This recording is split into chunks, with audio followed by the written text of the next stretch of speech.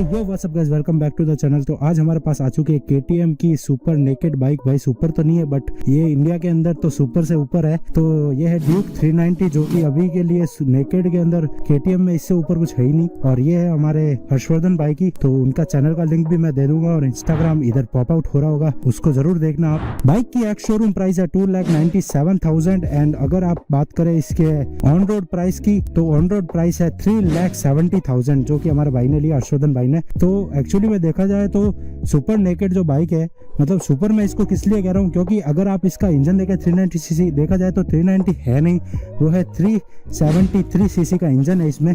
और अगर आप देखी जाए तो इस इंजन में ये जो पावर सिंगल सिलेंडर में जो ये पावर प्रोड्यूस करती है वैसी पावर आपको और कोई गाड़ी में नहीं मिलेगी इस प्राइस रेंज में। अगर इसके कंपटीशन की बात करें तो एक साइड में आपको मिल जाती है डोमिनार जो कि बजाज की तरफ से आती है, डोमिनार 400।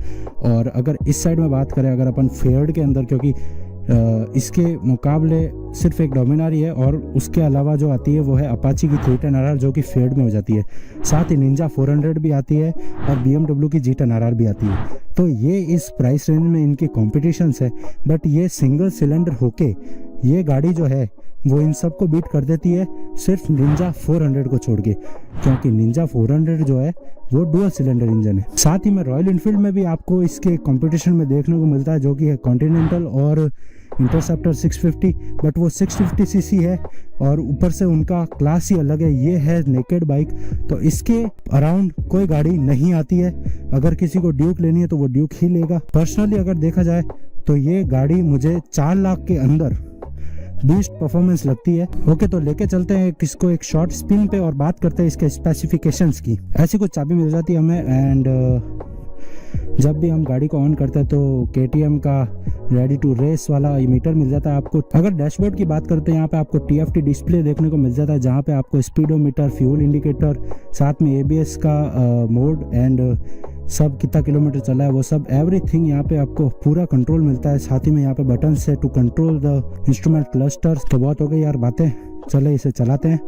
और मैं थोड़ा डर रहा हूँ क्योंकि एक्चुअली इसमें बहुत ज़्यादा पावर है ऐसा मैंने सुना है। सो मैंने एक्चुअली अपने तो क्लासिक जिंदाबाद है तो उसमें इतना पावर है नहीं।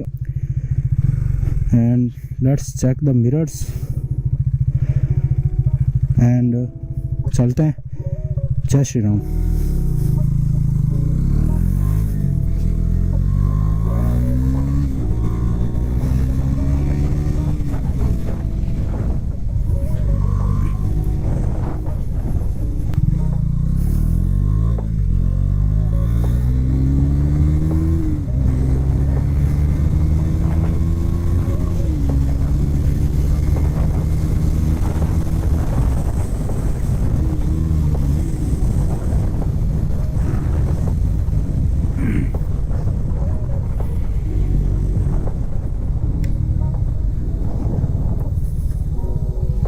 ओ भाई साहब, खतरनाक सीन था। तो आपने देखा होगा कि मैंने इसको 100 जितना मेरे को दिखाई दिया, क्योंकि एक्चुअली इतनी हाई स्पीड होती है तो आपको रोड पे ध्यान ज़्यादा देना पड़ता है ना कि स्पीडोमीटर पे। तो अराउंड ये 116 तो मेरे को दिखा था, बट जो भी है मैं फुटेज में देख लूँगा कितना ये गई थी। तो एक्चुअली इसका मेन पावर जो है ना लो एकदम 0 से 100 तो ये फास्ट जाती है, एकदम मस्त जाती है। चलाने का जो मजा आ रहा है ना, इट्स लाइक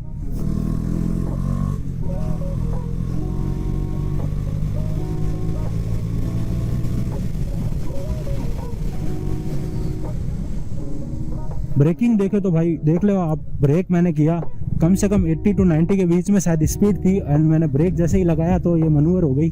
सैडलिंग के हिसाब से देखे तो बहुत ही अच्छा सैडल हो रहा है इस पे। एंड ओवरऑल अपन बात करते हैं इसकी बाकी चीज़ों की।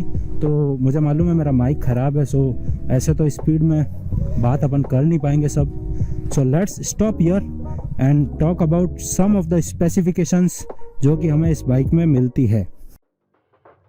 बात करें अगर बाइक के की हाइलाइट्स की, तो यहाँ पे आपको 27 kmpl का माइलेज देखने को मिल जाता है और 6 स्पीड मैनुअल ट्रांसमिशन देखने को मिल जाता है। ओवरऑल वेट 171 kgs है एंड फ्यूल कैपेसिटी आपको 13.4 लीटर की इसमें मिल जाती है और seat height 822 mm। Maximum power आपको मिल जाती है 42.9 bhp एट 9000 rpm और मैक्स टॉर्क मिल जाता है 37 newton metre at 700 rpm। KTM Duke 390 आपको दो कलर ऑप्शंस में मिलती है, एक है डार्क गैल्वेनो और एक है लिक्विड मेटल। जो आप अभी अपने सामने देख रहे हैं वो है liquid metal colour. Dark galvano colour के अंदर चैसिस का कलर जो है वो सेम रखा गया है, KTM का सिग्नेचर ऑरेंज कलर, और बाकी के कुछ पार्ट्स को उन्होंने मैट ब्लैक कर दिया है। अब बात कर लेते हैं इसके कुछ प्रोज की। तो माइलेज जो है इसका सबसे बड़ा प्रो है, क्योंकि 35 to 37 किलोमीटर ऑन हाईवे दे देता है और सिटी के अंदर इसका माइलेज होता है 28.7 किलोमीटर पर लीटर। उसके बाद में सेकंड बात कर ले तो है कंफर्ट। इस गाड़ी में आपको जो राइडर है उसको अच्छा कंफर्ट मिल जाता है, इतनी एग्रेसिव राइडिंग पोजीशन है नहीं इसके अंदर। पावर जो है वो most powerful single cylinder engine की बाइक है ये, तो वो मैंने आपको पहले ही बता दिया, बहुत ही फास्ट जाती है ये। इनिशियल टॉर्क जो है वो बहुत ही फास्ट है, नॉर्मल बंदा इसको हैंडल नहीं कर पाएगा अगर वो एकदम से थ्रॉटल खींच लेगा तो। कई लोग इसको GT 650 के ऊपर चूज कर लेते हैं क्योंकि ये और वर्सेटाइल है और कंफर्ट और टूरिंग और पावर के हिसाब से ये उससे ज़्यादा अच्छी होती है। तो KTM 390 ड्यूक जो है वो अपने सेगमेंट के अंदर किलर गाड़ी है, क्योंकि इस प्राइस रेंज में आपको ये पावर और ये जो स्पीड और ये सब टोटल कॉम्बिनेशन जो मिल रहा है वो और किसी बाइक में नहीं मिलेगा। इससे पावरफुल 400 सीसी के अंदर आपको सिर्फ एक निंजा 400 मिलेगी, बट वो एक्चुअली में प्राइस उसका बहुत हाई है, वो 5 लाख के करीब चली जाती है। इसीलिए अगर आप देखी जाए तो ये सेगमेंट किलर है।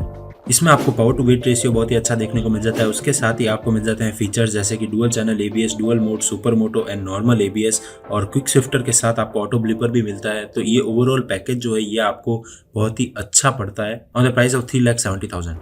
वहीं दूसरी साइड अगर बात करें इसके कॉन्स की, तो सबसे पहला प्रॉब्लम इस गाड़ी के अंदर ये है, हीटिंग इशू इसके अंदर आ सकते हैं अगर आप इसको सिटीज के अंदर ज़्यादा देर तक चलाएंगे। साथ ही में इसका जो क्विक शिफ्टर है वो ज़्यादा सही से प्रॉपर्ली काम नहीं करता है एंड कहीं कहीं पे प्रॉब्लम्स देता है, जैसे कि मेरे भी राइड में एक बार प्रॉब्लम हुआ था।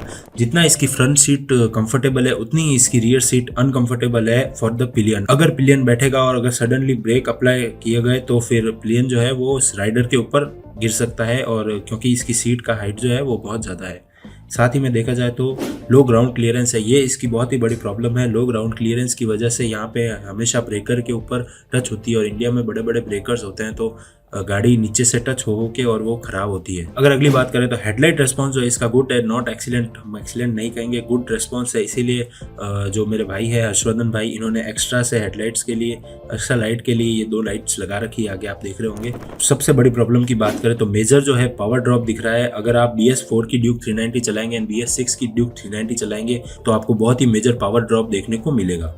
अगली जो प्रॉब्लम इसके साथ है वो है बहुत ही हाई सर्विस कॉस्ट, बहुत ज़्यादा महंगी पड़ जाता है अगर आप जेब खर्चीला हो जाता है अगर आप इस गाड़ी का सर्विस वगैरह करवाते हैं, क्योंकि बहुत से पार्ट्स चेंज होते हैं, बहुत से ऑयल्स जो इसके महंगे बहुत आते हैं। अगर नेक्स्ट प्रॉब्लम की बात करें तो इसके अंदर वॉबलिंग इशू है। हाँ भाई, KTM के अंदर वॉबलिंग इशू है, लेकिन वो कहाँ है, 160 किलोमीटर पर आवर के स्पीड पे है। अगर आप 160 किलोमीटर पर आवर की स्पीड पे जाते हैं अगर इस गाड़ी को लेके, क्योंकि ये आराम से चली जाती है 170 तक, तो आपको वॉबलिंग इशू देखने को मिल सकते हैं। ओवरऑल देखा जाए तो ये बहुत ही पावरफुल बाइक है सिटीज़ के लिए। तो जो भी राइडर्स जो भी 390 लेके बैठे हैं या ले रहे हैं उनको मैं रिकमेंड ये करूँगा कि अगर आप 390 लेते हैं तो इसको सिटी के अंदर कम चलाएं या हो सके उतना कम चलाएं, और इसको एज अ हाईवे बाइक आप रखें तो ये आपके लिए ज़्यादा माइलेज भी देगी and it will get you more fun.